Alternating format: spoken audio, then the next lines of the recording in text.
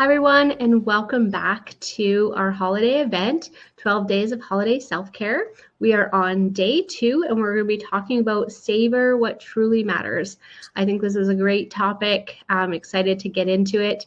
I have Whitney Kennelly with me here today. She is our Master's of Social Work student at the clinic and is here to kind of help with the conversation because she has so much to share with us, and I appreciate her input into our conversation. So when we think about savoring what truly matters, we want to embrace the holiday season by focusing on pleasure and satisfaction. I don't think I've heard those messages very often in, first of all, healthcare, never mind in the holiday season. I think we maybe think about the holiday season with other aspects, and that it's more about overindulgence and that leading to kind of guilt and shame. And I think today what we're talking about is that food is just one piece of the holiday season. And there's so many other things that we want to maybe focus on and savor, and that does include our food, but it doesn't have to be like the center of everything that we're focusing on. So the holidays are a time for joy, tradition, and togetherness, and food plays that central role.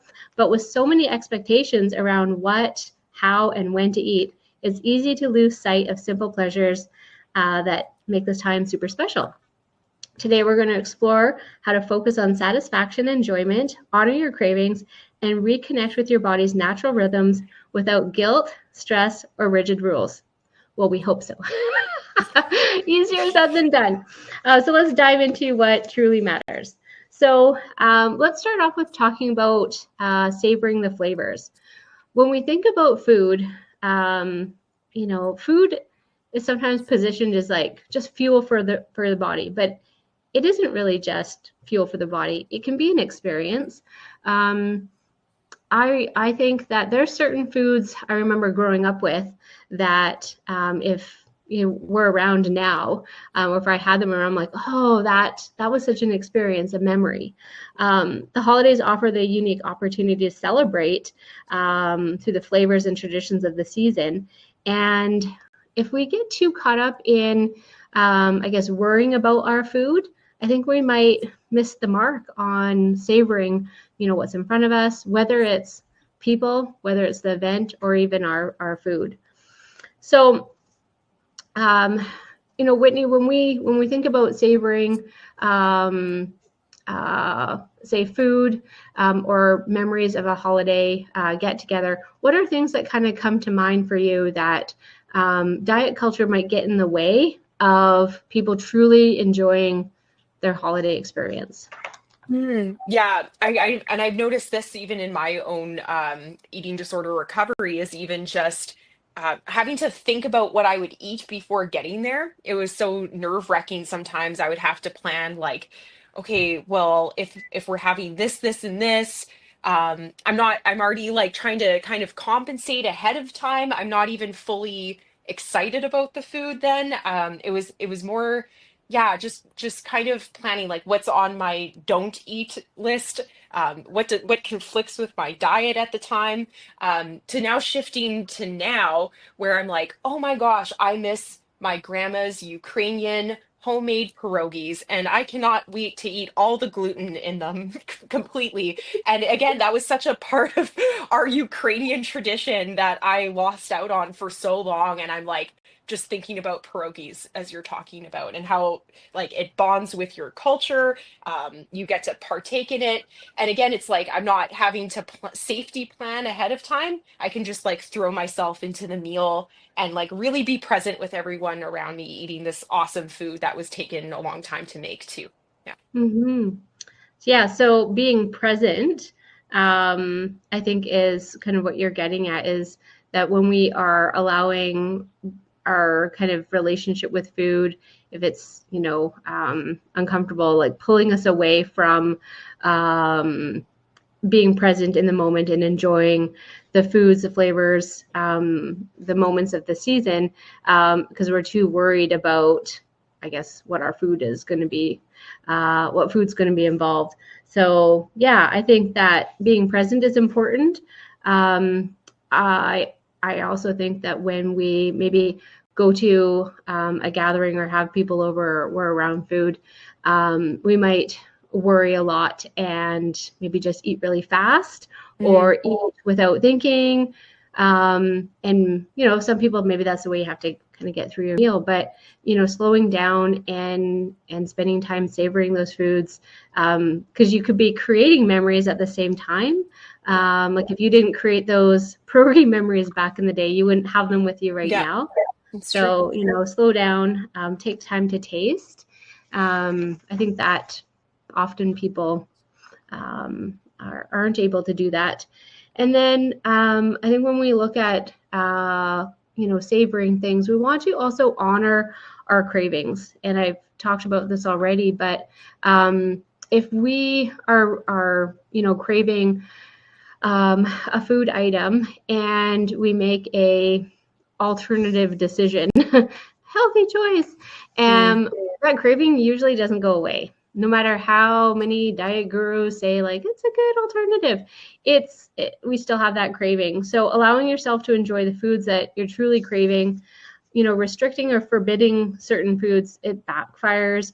End up feeling like guilty, because if it backfires, you end up usually finally allowing yourself to have it and maybe eating it reactively. So instead, give yourself permission to enjoy these moments. They're part of the holiday magic. hmm Um, and yeah, again, we don't want to feel, I guess, guilt and shame around food can really take away from our pleasure. So, yeah, I think that is a challenge for many people. When we move on to thinking about prioritizing pleasure and satisfaction, um, I don't know. I know my husband and I, we are turkey ham, turkey ham, turkey ham. We don't know because we want to make what we really feel like, but it's still so far away. And we're prioritizing pleasures like, well, are we going to put it on the smoker? Are we going to bake it? Are we going to do this? And like, it really is about prioritizing making a really good meal that we're going to enjoy and savor and be delicious and like blow it out of the park. So, if you feel comfortable focusing on food that way, I think that it's great, and I'm encouraging people to do that. We don't have to always think about eating as good nutrition. It can be about pleasure and satisfaction Yes. and enjoyment and adding butter here or there and not feeling bad about it. Um, it's about connection and joy and traditions that bring us together. Sometimes if we healthify things too much, like it's going to ruin that tradition as well. Yeah. So when you focus on pleasure and satisfaction, you reduce feelings of guilt that otherwise like kind of creep in. So you can kind of check in with yourself maybe during the meals and ask yourself, like, does this taste good to me? Is this what I truly want? Um, am I feeling like I'm getting enough? And I think sometimes we might choose or be plated foods that we don't really enjoy or we don't even like. And there's probably a lot of guilt and shame too around saying no, thank you, Mm, or I'd rather not. Um, and I remember one Christmas dinner, my youngest was like learning about new tastes and textures and just really got into gravy and mashed potatoes.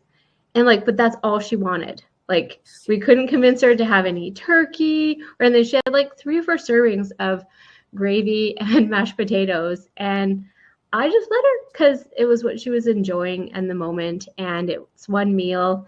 It doesn't, equate her entire nutrition. But yeah, I think she was enjoying it and she didn't feel like she had enough yet because it was something new to her that she discovered and was enjoyable. So yeah, prioritizing pleasure and satisfaction is okay as well.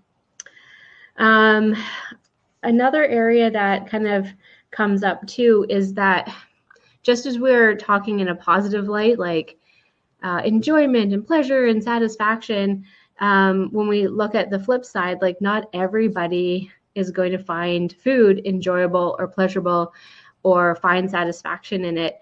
And we don't have to actually tackle Christmas as like it has to be delicious.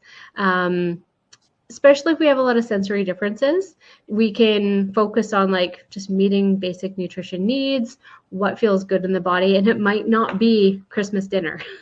It might be what you brought from home that feels best for you. So I'm just going to encourage people who have sensory differences and maybe are feeling, pressured to partake in what everybody else is eating. If you don't like pierogies and whatever Whitney's family traditional dinners, but you've invited to her house and you want to bring your own meals to make sure that you're getting enough, like that's okay too. It's hard. People might not accept that, but you do you, and just realize that we can't not eat. We have to eat. We deserve to eat. And we got to figure out in a way that we can do it that feels good in our bodies. So yeah, not everybody is going to be super excited about pleasure and satisfaction. Not everybody's a foodie. That's okay. We still have to eat. So I think the last piece, Whitney, we talked about this already when we were doing our pre-chat here, is like how pleasure and satisfaction can be completely sabotaged when somebody does what? You tell us. Dieting, you mean, or You were talking a little bit about like not eating all day to save up room in fasting? the evening there or wherever you have that meal. Like that just Yes. kills. I don't know anybody who's like done that and then sat down and be like, oh, that was enjoyable. It's Yeah. usually leads to rebound eating or feeling overstuffed. It's a body's way of kind of making up for the under eating, but it's never, I think taste and satisfaction is more heightened when you come to dinner or the meal hungry, not like rip the fridge door off hungry. Yes. Yeah, for sure. And then it allows you more space too. Like, there's not that even this word scarcity, like I have found that such a shift in my holiday dinners is like I don't come now with scarcity to the meal. It's like, oh yeah, I know I can just like eat what I want. It's there for me if I want to eat it, finish it a little bit later if I eating too slow or something. Yeah, and just enjoying it and taking it slow instead of like, oh my gosh, I haven't eaten all day. I need to eat this as fast as I can too. And one other thing too with craving, I always think of craving as it's such an important voice in our body. It's like I always think of cravings as the body talking to us. And the more we get to answer that body, you're just being a good partner by like listening to each other and giving it what it's asking for. Sometimes it doesn't even have to make sense if you're craving marshmallows. Again, you're just I consider it body trust and also turning down scarcity because your body knows, hey, when I send a signal, I'm going to answer it and I get what I want or I need. So that has helped me too. But I think I've seen the fear is that if someone gives into their craving, they have failed or that it's going to spiral out of control. But I think what's more realistic in is that if you restrict and don't honor that craving, it builds up and builds up and builds yes. up.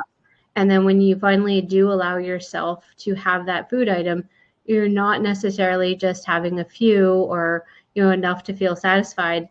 It's like famine mode and scarcity mode, Yeah. and now we're like having more of it than we truly are finding satisfying. So if I could say one thing, it's like allow yourself that permission to enjoy, find pleasure in it, honor your cravings, and trust that your body will know what to do with the cravings. The more we restrict, the more that scarcity or that even like human nature to like rebel. It's like I've restricted and then I'm gonna give in. And if you just allowed yourself to enjoy what you're feeling like in the moment, it's more likely that it's not going to reoccur again in the next hour. Like it satisfies you and you get on with your day, and usually in a lot smaller amount than you think. Yeah, and also like not having fixations on that food too, right? It's like how many people I know went gluten free and are just like dreaming of bread, and yeah, it's like you need carbs sometimes too. So it just creates more scarcity in our body, and how does that not show up and influence your gathering too, right? When you're Mhm. like your body's feeling that lack of food, lack of permission, lack of satisfaction. Yeah, that like get hangry, right? That everyone's Mhm. familiar with that too. So it shows up in people and how you show up with people too. So Yeah. Well, thank you so much for having this conversation with me. I know that if people are just hearing this for the first time, it might feel like new information and kind of hard to get your mind around. So just like lean into it, sit with it, and realize if it's feeling maybe uncomfortable for you, there might be some work to be done. But be kind to yourself this time of year. Learning this stuff is hard and it's new and yeah, well, we've got lots more content to come, so stay tuned for day 3 tomorrow. And thank you, Whitney, for the great conversation. See you later. bye.